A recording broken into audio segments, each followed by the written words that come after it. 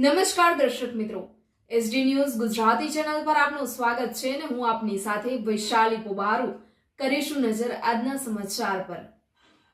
થરાદથી સરકારી વિનયન college વાવના NSS વિભાગની ખાસ શિબિરનો ઉદ્ઘાટન સમારોહ યોજાયો।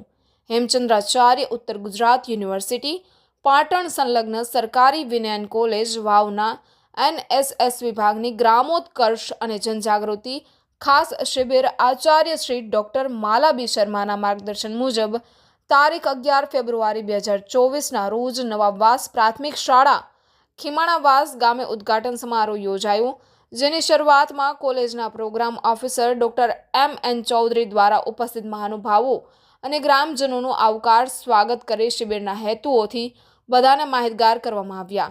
અતિથિ વિશેષ તરીકે ઉપસ્થિત પૂજ્ય પીરજી વેણ તાલુકા પંચાયત સદસ્ય દ્વારા વિદ્યાર્થીઓને ખૂબ સરળ ભાષામાં વિદ્યાભ્યાસનું મહત્વ સમજાવી વિદ્યાર્થી અવસ્થામાં રાષ્ટ્રની સેવા કરવાના સૌથી ઉત્તમ માધ્યમ તરીકે રાષ્ટ્રીય સેવા યોજનાને બિરદાવવામાં આવી।